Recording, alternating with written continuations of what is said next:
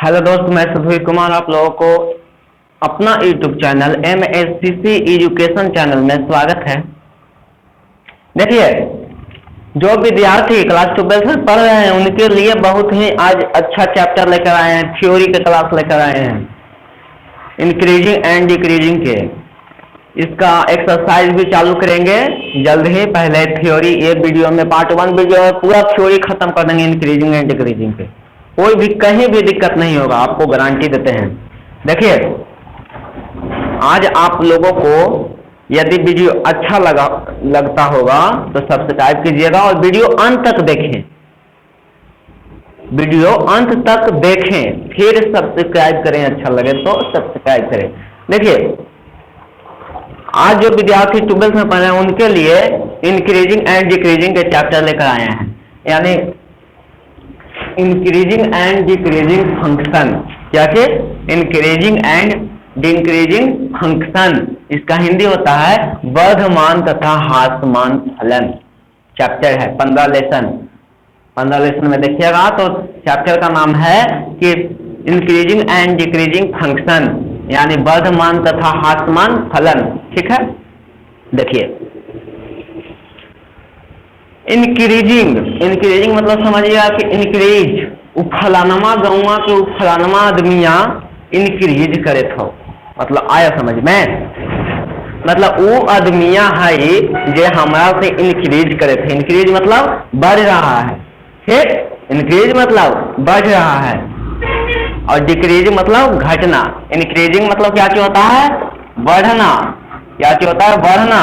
और डिक्रीजिंग मतलब क्या होता है, घटना। ठीक, मतलब फिर समझिए इंक्रीजिंग मतलब कि फलानमा आदमिया हमरा से ज्यादा इंक्रीज करे थो, मतलब फलानमा आदमिया हमरा से ज्यादा बढ़े थो।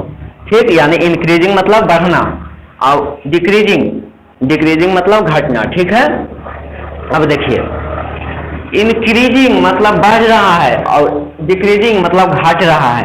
इंक्रीजिंग को हम लोग शॉर्ट में बोलते हैं INC और डिक्रीजिंग को हम लोग शॉर्ट में बोलते हैं DEC। आपको गारंटी के साथ कर रहे हैं कि एक विषय प्रत्येक समझाएंगे थ्योरी में, सभी समझ में आएगा।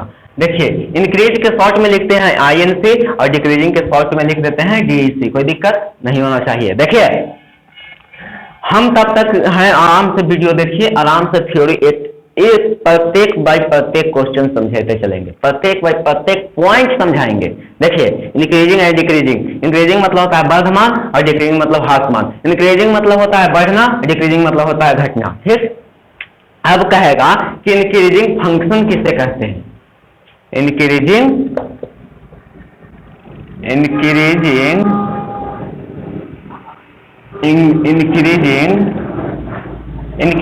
फंक्शन किसे कहते हैं,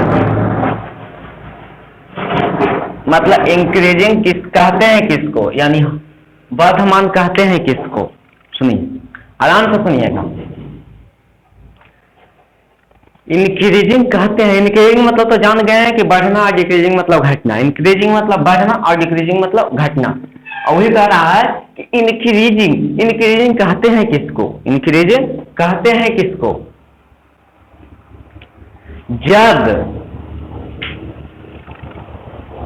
इंक्रीजिंग कह रहा है, यानी इंक्रीजिंग कहते हैं किसको, इंक्रीजिंग मतलब घटना होता है और डिक्रीजिंग मतलब बढ़ना होता है। ठीक, देखिए इंक्रीजिंग मतलब होता है जब बाएं से दाएं की ओर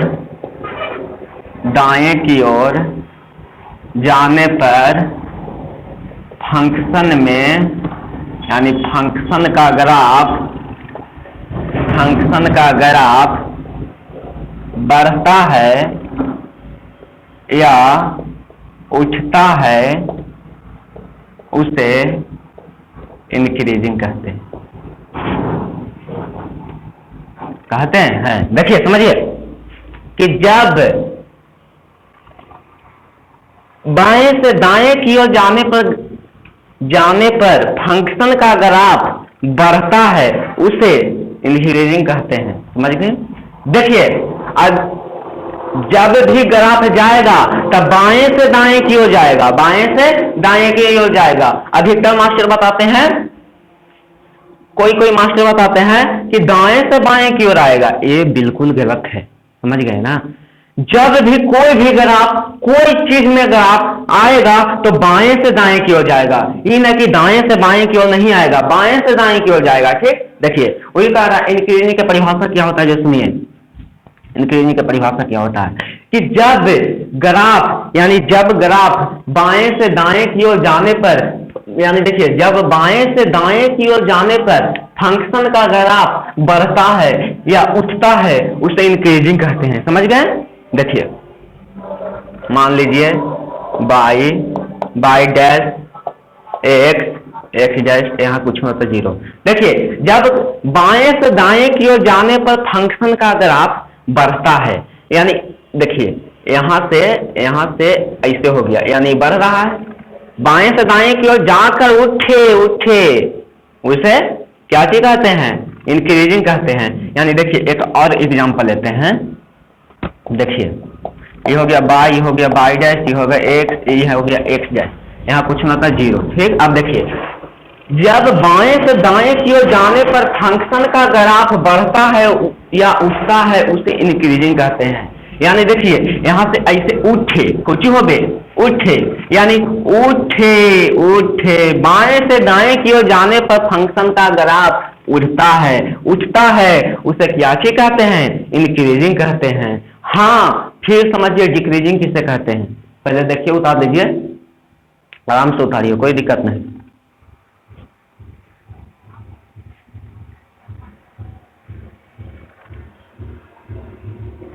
आराम से उतारिए ना जी, कोई दिक्कत नहीं होगा। देखिए खाली समझिए, इंक्रीजिंग मतलब वो फलाना आदमिया वो इंक्रीज कर रहा है, यानी फलाना आदमिया बढ़ रहा है, और डिक्रीजिंग मतलब वो फलाना आदमिया डिक्रीजिंग कर रहा है, यानी वो घट रहा है। ठीक, उतारिए आराम से। अब आइए अगला है पॉइंट डिक्रीजिंग का। क्या चीज का, डिक्रीजिंग का। देखिए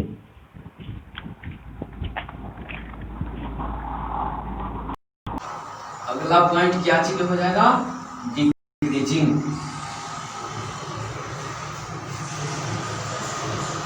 अगला देखिए क्या चीज है, डिक्रीजिंग।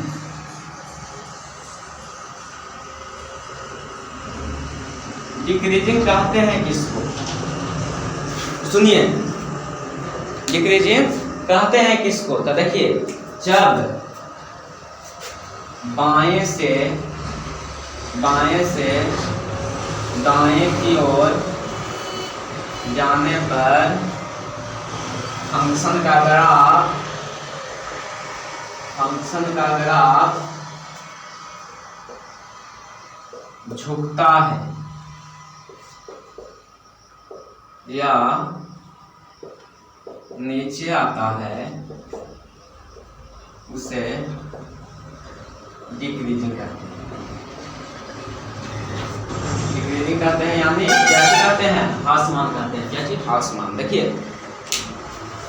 डिक्रीजिंग कि जब बाएं से दाएं की ओर, हमेशा बताया है कि कोई भी फंक्शन में कहीं भी ग्राफ होगा तो बाएं से दाएं की ओर जाएगा, दाएं से बाएं की ओर नहीं आता है, बाएं से दाएं की ओर जाता है।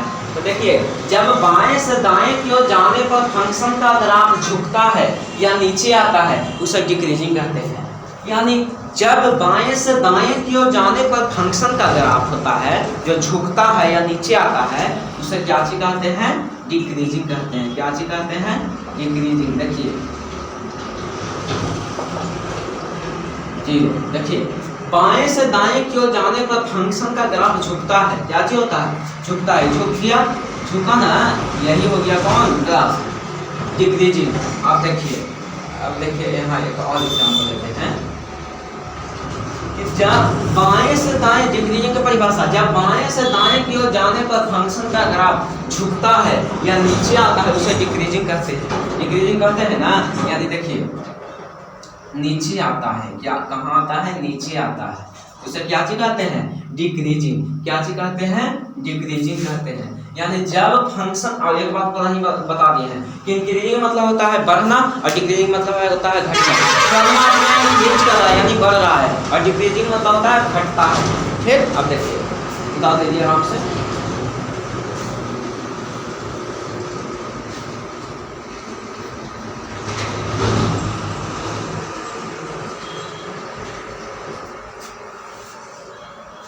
मान लीजिए साफ करते हैं,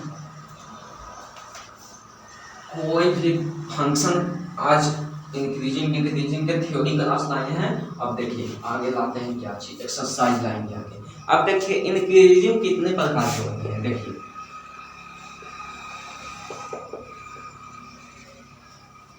इंक्रीजिंग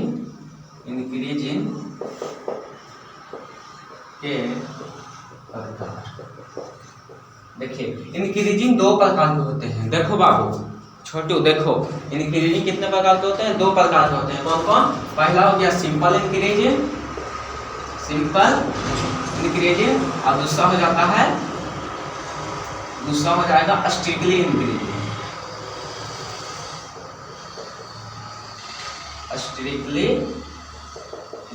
देखिए पहला होता है इंक्रीजिंग, दो प्रकार के होते हैं। पहला सिंपल इंक्रीजिंग, दूसरा में स्ट्रिक्टली इंक्रीजिंग। सिंपल इंक्रीजिंग मतलब सिंपल होता है, सिंपल इंक्रीजिंग, सिंपल मतलब साधारण, जानते हैं साधारण वर्धमान, और स्ट्रिक्टली इंक्रीजिंग मतलब होता है निरंतर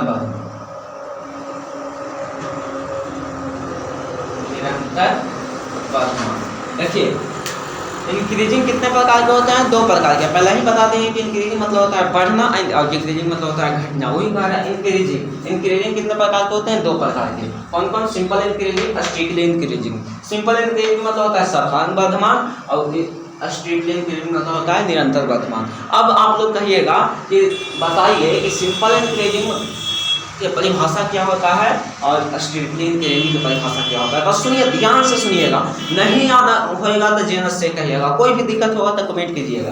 देखिए सिंपल इंक्रीजिंग आप लोग जानते ही होंगे, एक होता है सिंपल ट्रेन, एक होता है एक्सप्रेस ट्रेन। बस वही पर पूरा हल हो जाएगा, पूरा ट्रिक बाय ट्रिक हल कर देंगे। सिंपल ट्रेन यानी साधारण यानी पैसेंजर ट्रेन, और एक होता है एक्सप्रेस ट्रेन। अगर आप लोगों को पटना से जहानाबाद आना होगा, यानी पटना से जहानाबाद आना होगा, तो देखिए पटना से जहानाबाद दो ट्रेन चलती है, एक होता है एक्सप्रेस ट्रेन, एक होता है पैसेंजर ट्रेन। अगर आप लोग पैसेंजर ट्रेन पर बैठिएगा तो हॉल्ट पर रुकते आएगा, क्या अच्छी आएगा, रुकते आएगा।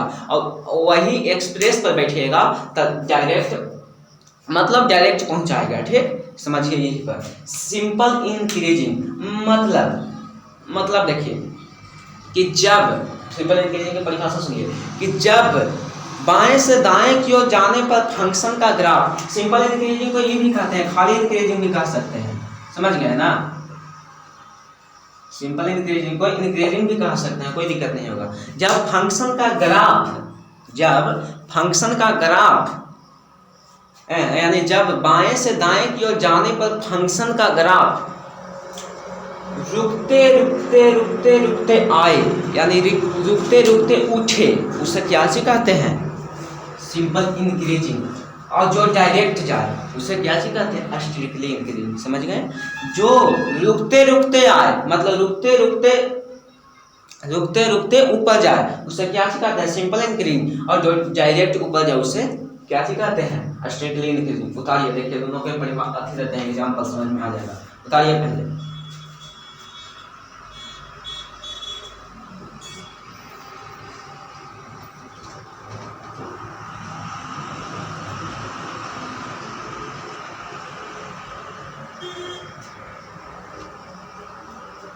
चलिए देखिए एग्जाम्पल लेते हैं,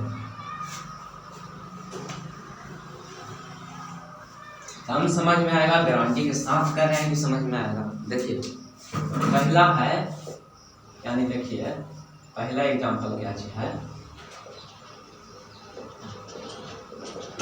बाई डैश यानी एक्स डैश 0 बाई डैश। अब देखिए जब फंक्शन का ग्राफ यानी जब बाएं से दाएं की ओर जाने पर फंक्शन का ग्राफ रुकते जाए, चाची होते जाए, रुकते जाए। अब एक हो गया ऐसे बाई डैश एक्स एक हो गया ऐसे। ठीक देखिए बताए हैं कि जब बाएं से दाएं की ओर जाने पर फंक्शन का ग्राफ रुकते रुकते जाए उसे क्या चीज कहते हैं? Simple increasing. और जब फंक्शन का ग्राफ बाएं से दाएं की ओर डायरेक्ट जाए यानी एक्सप्रेस ट्रेन जाए उसे क्या चीज कहते हैं? Strictly increasing. समझिए, सिंपल इंक्रीजिंग। देखिए यहाँ से ई चला, यहाँ स्टॉपेज हो गया, फिर यहाँ से चला, यहाँ स्टॉपेज हो गया, फिर यहाँ से चला, यहाँ स्टॉपेज हो गया, फिर यहाँ से यहाँ, फिर यहाँ से यहाँ, फिर यहाँ से यहाँ, फिर यहाँ से यहाँ, फिर चल गया। यानी देखिए किस जगह स्टॉप हुआ है? हॉल्ट स्टेशन, मतलब पैसेंजर ट्रेन स्टेशन में रुक के आया है, रुक के गया है, इसलिए वो सिंपल इंक्रीजिंग हो गया।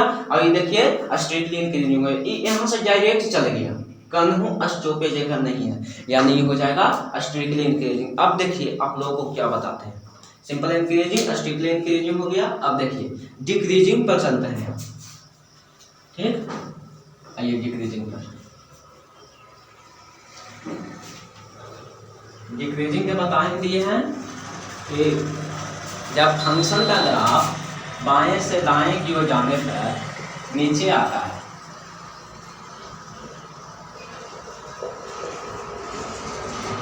जब फंक्शन का यानी जब बाएं से दाएं की ओर जाने पर फंक्शन का ग्राफ होता है जो नीचे आता है, यानी नीचे यानी झुकता है, उसे डिक्रीजिंग कहते हैं। और देखिए डिक्रीजिंग भी दो प्रकार के होता है। कितने प्रकार के होता है? दो प्रकार के। पहला हो गया सिंपल डिक्रीजिंग, और दूसरा हो गया सिंपल डिक्रीजिंग, पहला हो गया, फिर दूसरा हो गया स्ट्रिक्टली डिक्रीजिंग। देखिए सिंपल डिक्रीजिंग हो गया, स्ट्रिक्टली डिक्रीजिंग हो गया। इसका मतलब होता है साधारण ह्रासमान, और इसका मतलब होता है निरंतर ह्रासमान।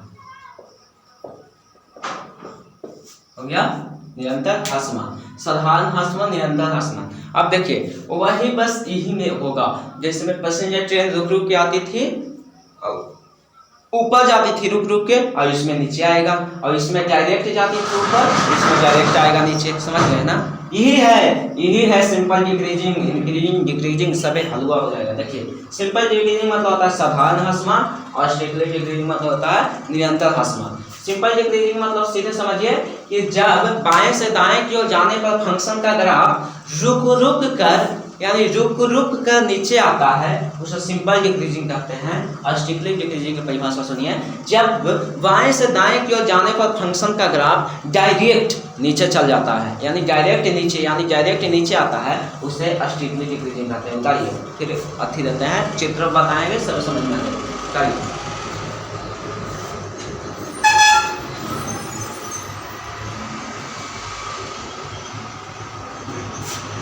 देखिए कोई भी दिक्कत नहीं होगा, कहीं भी दिक्कत नहीं होगा, गारंटी देते हैं आपको।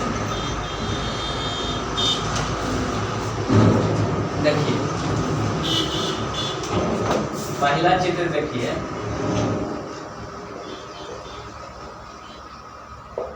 y dash x dash.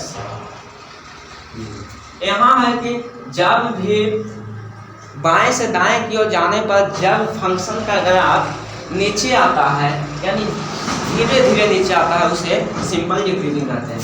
यानी यहाँ से ई चला, यहाँ से ई चला, तो ये धीरे धीरे धीरे धीरे धीरे धीरे धीरे आया। यानी देखिए एक हो गया एक एग्जाम्पल, देखिए y डैश x डैश। देखिए ये हो गया, एक हो गया ये, ठीक। देखिए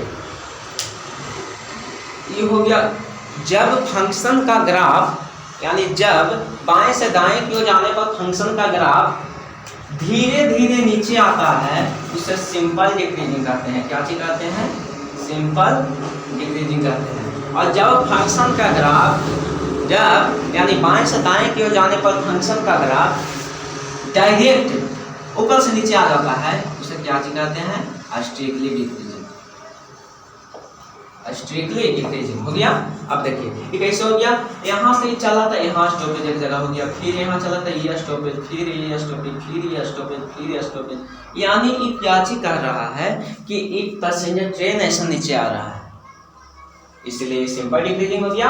और ये है कि डायरेक्ट नीचे आ रहा है, देखिए तो यहाँ से कहीं भी स्टॉपेज है क्या, डायरेक्ट ही नीचे आ रहा है, यानी ये हो जाएगा स्ट्रिक्टली डिक्रीजिंग, मतलब निरंतर वर्धमान, ये निरंतर ह्रासमान हो जाएगा। अब देखिए क्या चीज समझाते हैं आपको, देखिए पहले बता दीजिए,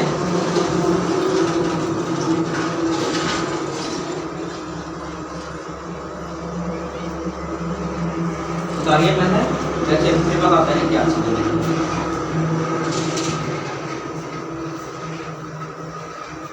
आइए देखिए, देखो छोटे, इसमें दो प्रकार के क्वेश्चन पूछेगा, पहला सिद्ध करें और दूसरा में इंटरवल ज्ञात करें, इंटरवल ज्ञात करें, समझ गए ना। दो तरह से क्वेश्चन पूछ सकता है, पहला तो सिद्ध करें और दूसरा में इंटरवल ज्ञात करें। तो देखिए मेन कंसेप्ट, मेन पॉइंट देते हैं, फुल कंसेप्ट दीजिएगा, अगला अथी देंगे जिस पर फुल कंसेप्ट पॉइंट,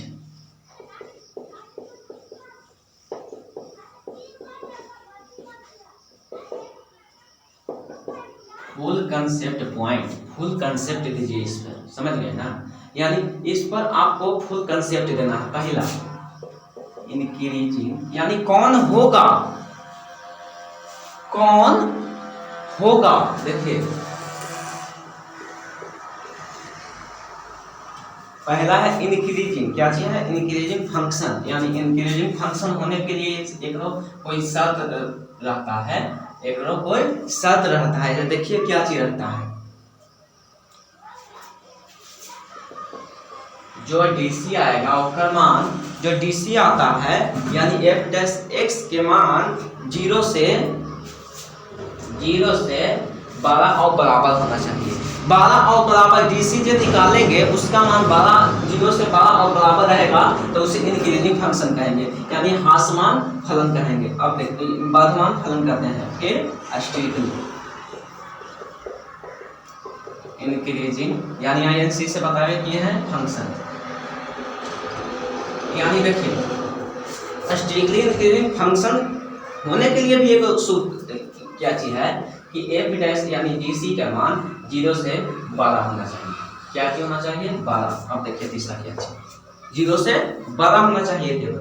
अब देखिए आगे डिक्रीजिंग फंक्शन, पूरा थ्योरी खत्म कर देंगे आप लोगों को, टेंशन नहीं लीजिएगा। डिक्रीजिंग फंक्शन है तो इसका होगा जो डीसी निकालिएगा उसका मान 0 से छोटा और बराबर होना चाहिए। ये कहने का मतलब है डिक्रीजिंग फंक्शन के कि जो डीसी निकलेगा उसका मान 0 से छोटा और बराबर होना चाहिए। ठीक, अब देखिए आगे क्या चीज है, डिक्रीजिंग फंक्शन हो गया। फिर स्ट्रिक्टली डिक्रीजिंग फंक्शन, यानी स्ट्रिक्टली डिक्रीजिंग फंक्शन होने के लिए भी शर्त होता है। वो देखिए क्या चीज होता है, यानी जो डीसी निकाल के आएगा उसका मान 0 से छोटा होना चाहिए। क्या होना चाहिए, छोटा होना चाहिए स्ट्रिक्टली डिक्रीजिंग फंक्शन के लिए, यानी निरंतर ह्रासमान फलन के लिए होना चाहिए क्या चीज कि जो डीसी निकलेगा उसका 0 से छोटा मान होना चाहिए। अब देखिए पांचवा होता है, पांचवा बहुत ही constant function, constant function. Constant function के लिए क्या चीज होता है, जो डीसी निकलेगा यानी डीसी निकलेगा, जो डीसी निकलेगा उसका मान 0 के बराबर होना चाहिए। देखिए आप लोग ये सभी समझेंगे आराम से, देखिए अभी समझाते हैं पूरा आराम से स्टेप बाय स्टेप समझाएंगे। पहले उतारिएगा तो उतार दीजिएगा, देखिए स्टेप बाय स्टेप समझाते हैं कैसे। यानी इंक्रीजिंग फंक्शन का रहा, यानी इंक्रीजिंग फंक्शन मतलब होता है वर्धमान फलन, यानी वर्धमान फलन होने के लिए क्या शर्त है, यानी जो डीसी निकाल कर आएगा उसका मान 0 से 12 रहना चाहिए और बराबर रहना चाहिए। देखो अगर भी इंक्रीजिंग फंक्शन के यही कहना है कि जो डीसी निकलेगा उसका मान 0 से 12 और बराबर रहेगा तो हम इंक्रीजिंग फंक्शन होंगे, नहीं तो नहीं होंगे। फिर हमें स्ट्रिक्टली इंक्रीजिंग फंक्शन, यानी स्ट्रिक्टली इंक्रीजिंग फंक्शन कैसे होगा? जो डीसी के मान निकलेगा वो 0 से छोटा बड़ा होना चाहिए। जो डीसी के मान निकलेगा स्टिकलिंग फंक्शन, यानी स्टिकलिंग फंक्शन मतलब होता है निरंतर वर्धमान। कैसे होगा? जब भी डीसी के मान निकलेगा 0 से बड़ा रहना चाहिए बस। फिर है डिक्रीजिंग फंक्शन, यानी ह्रासमान फलन। कैसे होगा? जब भी डीसी के मान निकलेगा वो 0 से छोटा रहना चाहिए और क्या चीज रहना चाहिए? बराबर रहना चाहिए, बस यही कहना है। जन्ने मुंह बंद हो गया वो हो गया छोटा, जन्ने जैसे में जहां मुंह बंद हो गया वो हो गया छोटा, और जन्ने माहे मुंह खुल गया वो हो गया बड़ा। यानी देखिए डिक्रीजिंग फंक्शन यानी ह्रासमान फलन कैसे होगा? एकरा शर्त क्या है? जो भी डीसी निकलेगा उसका मान 0 से छोटा और बराबर रहना चाहिए, बस छोटा और बराबर रहना चाहिए। और डिक्रीजिंग फंक्शन के कहे का मतलब है। और स्टिकलिंग डिक्रीजिंग फंक्शन यानी निरंतर, स्टिकलिंग डिक्रीजिंग फंक्शन मतलब होता है निरंतर ह्रासमान फलन। निरंतर ह्रासमान फलन होने के लिए क्या चीज शर्त है? तो जो डीसी निकलेगा उसका मान 0 से छोटा होना चाहिए, बस। स्टिकलिंग डिक्रीजिंग फंक्शन के यही कहना है कि जब भी डीसी के मान निकले 0 से छोटा होना चाहिए, वही होगा स्टिकलिंग डिक्रीजिंग फंक्शन। एक और आता है कांस्टेंट फंक्शन। क्या चीज होता है? Constant function. कांस्टेंट फंक्शन देखिए इस पर कितना जोर डालते हैं। कांस्टेंट फंक्शन मतलब जो डीसी निकल कर आएगा उसका मान 0 के बराबर होना चाहिए, बस 0 के बराबर होना चाहिए, वही हो जाएगा कांस्टेंट फंक्शन। देखिए उतारिए, फिर एक बताते हैं मोस्ट इम्पोर्टेंट क्वेश्चन, जैसे में सिद्ध करना रहेगा कि ये होगा कि नहीं होगा। देखिए उतारिए पहले।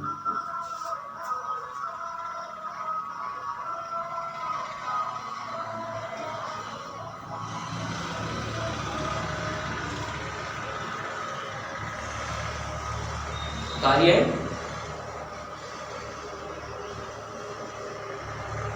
स्क्रीनशॉट ले लीजिएगा, नहीं तो उतार दीजिए, कोई दिक्कत नहीं होगा। फिर आगे देखिए कैसे क्वेश्चन देगा। नहीं हिला देगा तो जे न से कहिएगा, एकदम पक्का हिला के रख देगा, खाली ध्यान से देखिएगा। देखिए हो गया, अब मिटाते हैं।